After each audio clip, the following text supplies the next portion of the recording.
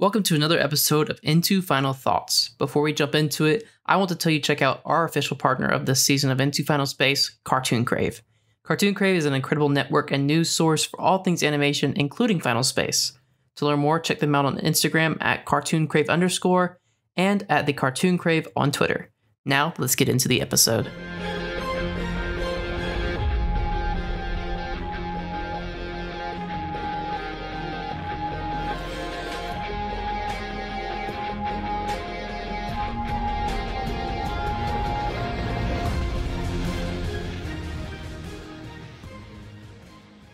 All right. Thank you for tuning in to another wonderful episode of Into Final Thoughts. Today we are on Final Space Season 3, episode number 6. We are making our way through the season. My name is Gabe Jones, host of Into Final Space. With me as always, Olan Rogers. Hey, what's up? Yo, creator of Final Space, in the house with me today to talk about episode 6. Of course, as always, if you have not seen this episode, definitely take a moment, go watch it. This is your last breather before we get into the end of this season as we move on to 7 and beyond. So go watch this episode and come back and listen to Into Final Thoughts. We're going to get right into it. Starting off, I do want to talk about the Gary Kevin moments that we had. So what do you do to, I guess, when you're writing Kevin? How do you borderline that character of like, he's like genuinely sometimes very, very nice, but always tries to be somewhat annoying. How do you go into your Kevin mindset? Yeah, he's such an interesting character. And I think honestly, like, I'm trying to think about the times that I've actually written dialogue for Kevin. And I think David writes most of that dialogue for Kevin. He really knows how to write Tribor and Kevin. Yeah. I think better than me. And, I think that it's just kind of like there for that quick kind of relief that's just slightly annoying, and whether or not if it's funny or not funny, it's still annoying, and I think that's the heart of the character is that he's there's no filter to him, and so I think this moment was kind of like kind of Gary a little off guard, Sure. He could potentially lose Quinn again. And in this moment, the only person there to kind of comfort him is the person that he hates the most, which is Kevin. And he gives in for just that split second. And I think that's kind of like a really interesting kind of moment, It's just kind of, I don't know, it's kind of nice. Yeah, and of course you have the legend that is Fred Armisen, voicing Kevin. What's it like, working with him? He's great. He will do a line, 20 times. And you will have to get him to stop. And he'll do it in every variation. He'll keep going and going and going and going and going. He's like, yeah, we got it. And then he's like, okay, well, I can do some more if you want. He's so eager to do it. And I think that the energy comes off in that, performance whenever you see him. And in the short burst that you see him, it's just Kevin, I can't disassociate Fred from Kevin at this point. When I hear his voice, I'm like, there's Kevin, but he's great. He's actually really, really funny in the booth, and he'll take something and just run with it. So he's great. Yeah. And speaking of our comedy, dive into a little bit of our Tribor and Quattro back for this episode. At the prophecy, what does it mean, Olan? Who is Tim Belt speaking of, and what can you tell us that's coming up for our father-son duo? Yeah, this is such an interesting episode because it deals with kind of a lot of stories kind of converging at the same time, and the Tribor story is you're actually kind of coming to the to the end of their little adventure here pretty soon. And it was kind of, we got so much mileage and we got to do so many things because we had Tribor in Quattro Nostro. So anytime that I see him, I always get a nice little, little breath before something intense happens. So I appreciate them for that, and I think, anytime that I see their stories, it's even with me, I'm like, I want to watch the other stuff, but at the same time, I still enjoy the Tribor stuff. So I think it's just one of those things that you try to get as much comedy as you can out of those guys. Right. And so we can do the really dramatic, cool stuff and the action and the final space story. And this is I think this is one of the last episodes where we have that kind of sea story with Tribor. And it's I think there's only one more left. So it's with him and it's but for the next couple episodes you get to see a lot of fun A stories. So it's going to be good, and I'm excited for these next couple ones. Yeah, and of course we talked about this as you wanted to harken back to a lot of the things that we've seen in season 1, season 2, and of course last season we found out about the prophecy and about Tim Belt's the late stage alcoholic. Yeah. So it is fun to bring that back in this episode, and once again. And at the core of it, there is a little bit of a story of kind of evolving with Tribor, and I think it's really funny that there's just this prophecy. There's a lot of these prophecies revolved around Tribor, but one of the funny ones is that that he'll sprout into a fire elemental. I don't it would be absolutely hysterical to see that actually eventually happen at one point. But I think that the cool part about Tribor's story is you kind of get a little bit of, one thing that we really realized and we kind of, we're thinking about season 1 and season 2 is what have our heroes, what have they done? They've kind of have not saved anybody. Right. They have been very heroic. And so it's what we got to give, somebody something heroic that they've done. They've done something. And I think we decided to give that to Tribor in this little kind of funny, kind of obscure little side story where he kind of is going to kind of, rescue all the people that have been trapped in final space. Not necessarily the team squad, but just these kind of aliens that have been trapped in, the deep, deep ocean of final space, So I think it's kind of a fun story to give him. And, at the end of the day, he actually did something, he's going to do something. So it's hey, he actually saved somebody, which is kind of a rare thing for our team squad.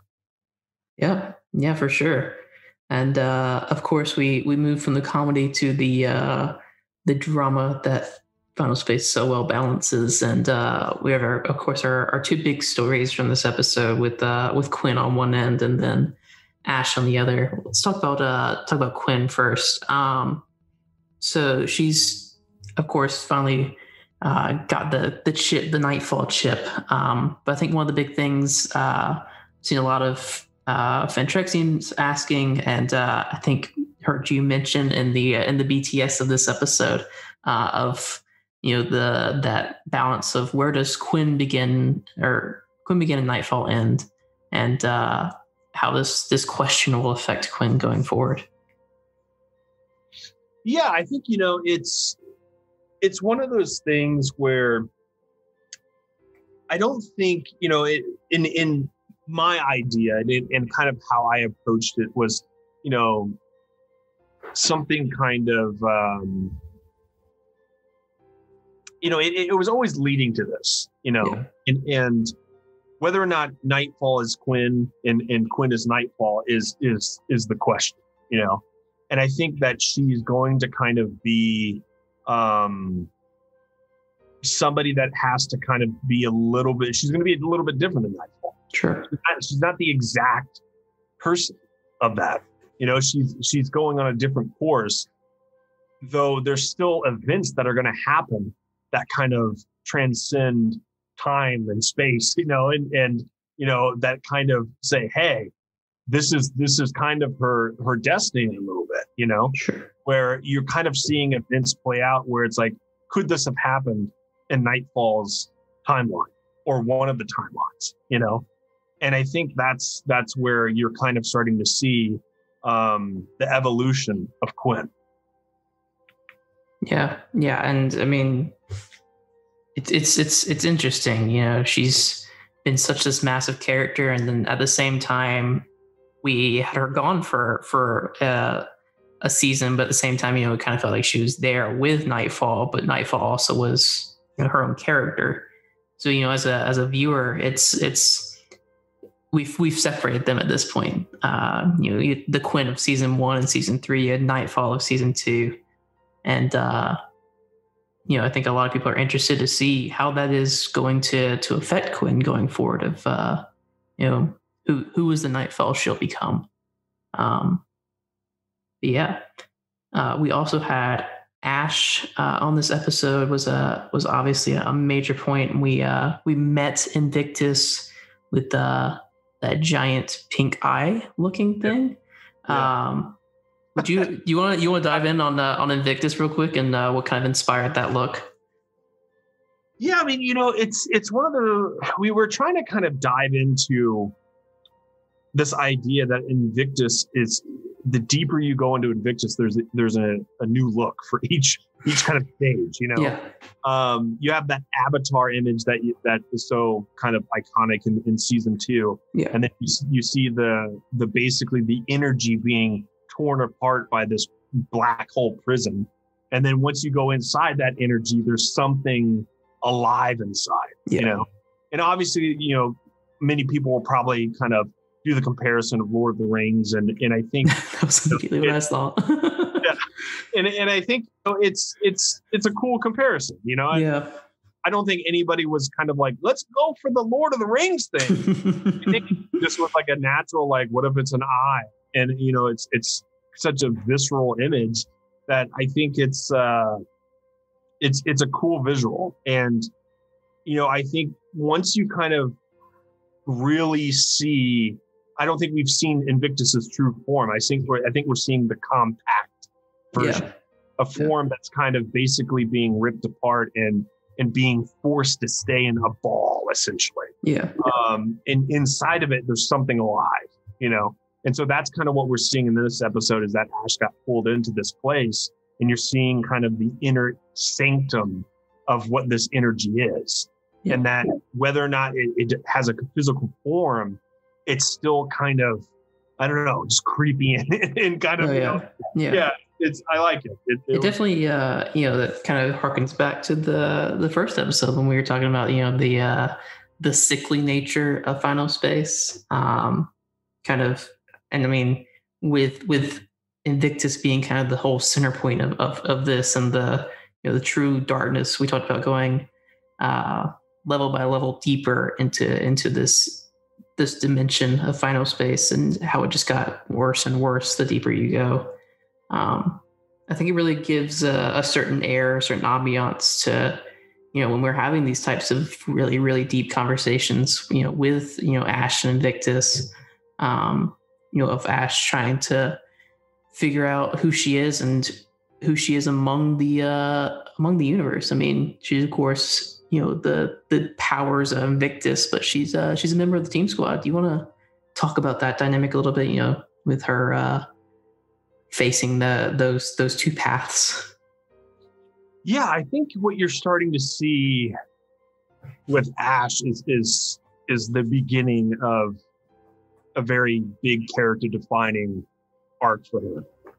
And something that's really cool that we've been trying to set up, and I hope people have been seeing, is that you're seeing kind of like the leadership on the Team Squad kind of doing decisions that aren't in the best interest for the Team Squad. Now, granted, these are no-win decisions. True. You know, a split decision that you have to make.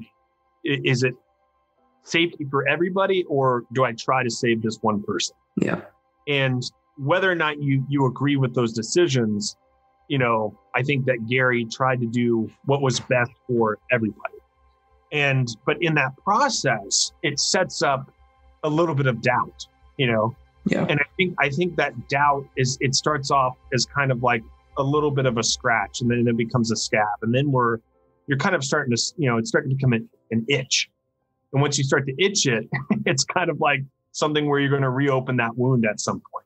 Yeah. And I think it's kind of a nice thing to plant these tiny little things throughout, where you're kind of seeing that the kind of the Holy Trinity, Gary, Quinn, Avocado, are kind of a little bit in flux, like you're seeing basically you're starting to doubt these characters. And something that I really liked and that I tried to do, or that we tried to do in kind of the season, was to kind of really set up the idea of like, what was a hero, Yeah. And was the team squad, are they heroes? Yeah. What have they done? What have they saved? They haven't done anything. And really at the end of the day, we think that they're the good guys. Sure. But kind of some of the best bad guys are the ones that you think, oh man, they could be the good guy in a different reality, Really, you have this kind of, on Invictus's side, you have this guy that keeps Invictus trapped, Now, the whole consume life across everything is the one caveat of, hey, there might be something else up with this thing. But, there is something to Invictus. And I think you're starting to see a little bit of Invictus trying to manipulate and sow doubt in kind of the crew. And you're kind of getting to see that with, I think, Ash. And it was such a cool, I think, entry point into this and into that kind of idea. And so, she becomes pretty much the forefront in the next couple episodes. And I think it's a really thrilling story, and it's emotional, it's raw, it's got a lot of really cool energy to it. And Ash did such a great job in the performance. But that was kind of the idea, was, kind of really set up the idea of, or ask the question, are our guys, or is the team squad the heroes? Yeah. And it felt like a cool angle, to kind of tell that story and to pose the two paths, But that was essentially the idea behind it. Yeah. And you of course we have Gary, who's been, kind of framed as our main protagonist since season 1. And, you see him go out of his way to do things to help people. But at the same time, just the failure after failure, no matter how much work he puts into it. And so you have this kind of posing Ash against Gary. It makes sense from a strategic standpoint if you're thinking from Invictus. Which I think is a really, really interesting way to approach it. Because you have also another big section of this episode is Gary taking on Quinn's pain during her surgery. Do you mind just kind of, let's just chat about Gary, and for you, who is Gary at heart with all these successes and failures? Yeah, I think Gary. I think this is a big character defining moment. I really do. I think that he's doing something so selfless in this moment. And, we could go and debate whether or not, it could be a thing where you just give Quinn the ability to kind of get through that. But it didn't seem plausible. Like, she's so weakened by this sickness, and she's kind of at death's door, that if she would have gotten through that, it would have been superhuman, And I'm not saying that, she's not superhuman and awesome and amazing. It's just that at the same level, it's something where we want to kind of making sure that it comes off as realistic as possible, and once you see her in pain and a drill going into her head, you would pass out in complete shock, Yeah. And so in that moment where she had to stay kind of awake, and she does kind of pass out, but it's like she could die.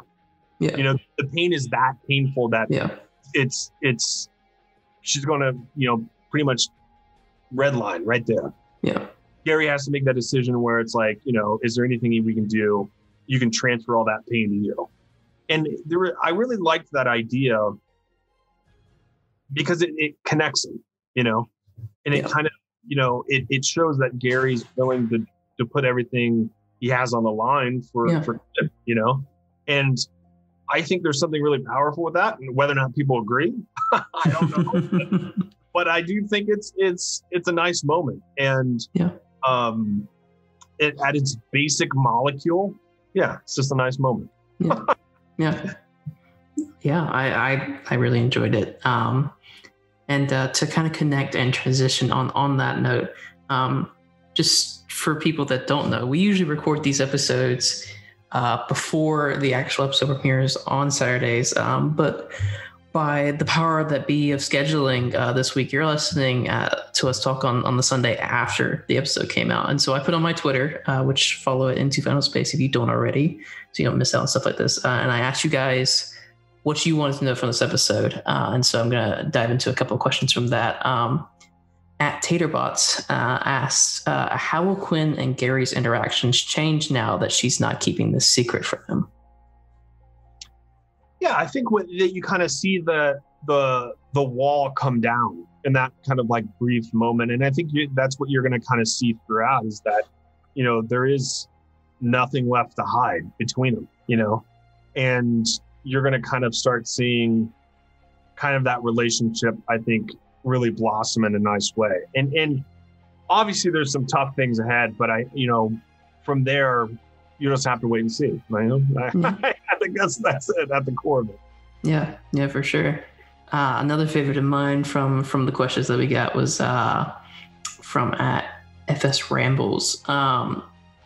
We've talked about Kevin a little bit, but I guess just to add to that, with Hugh, we've seen them, you know, I feel grow and mature this season. They had some, of course, really bigger parts in this episode and the last few.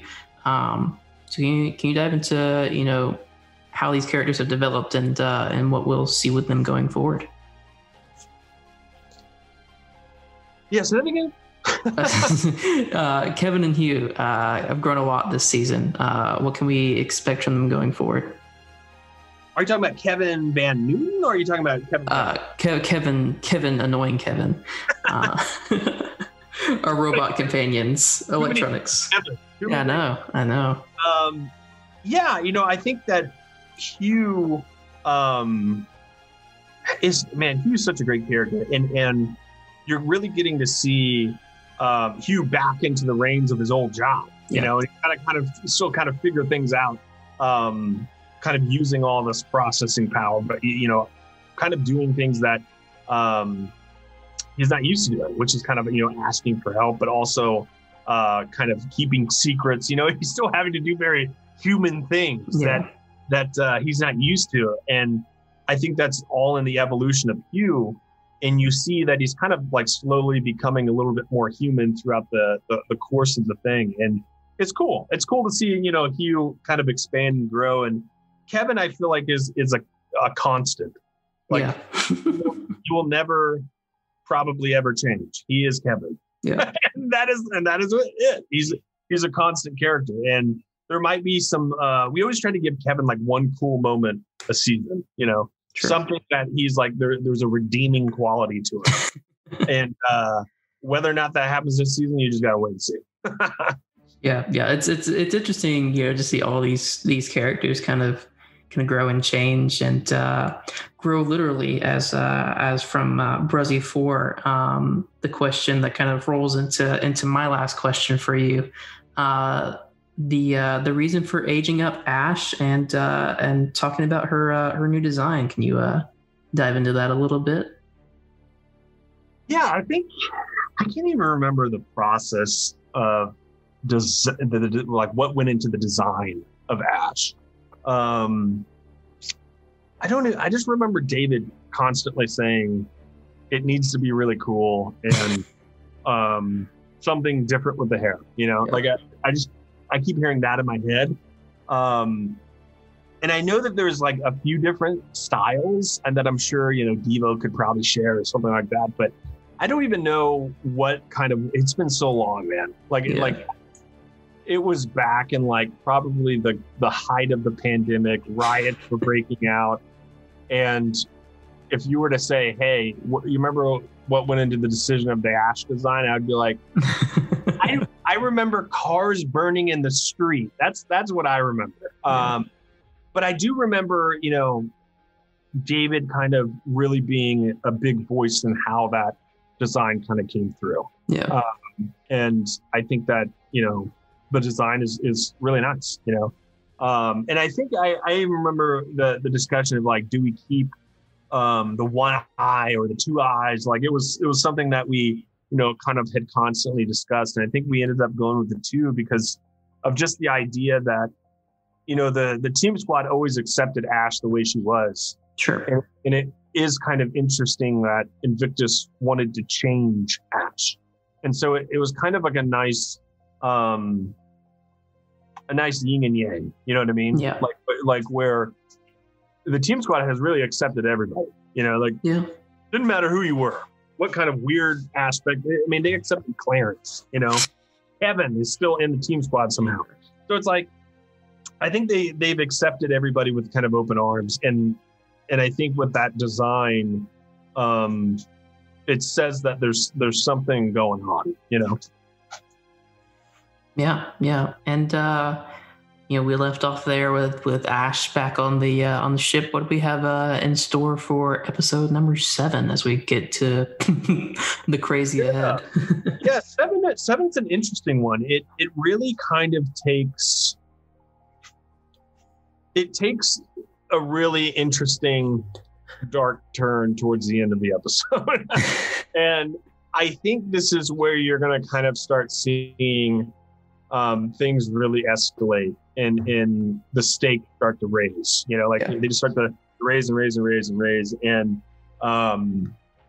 you're getting to kind of see the seriousness of where they're at and the threats that lie around them, and really how insidious Invictus is. Like Invictus is pretty evil, and you got to show that. You can't just have a creepy voice talking into the abyss. Like you got to show like, why is this a bad guy?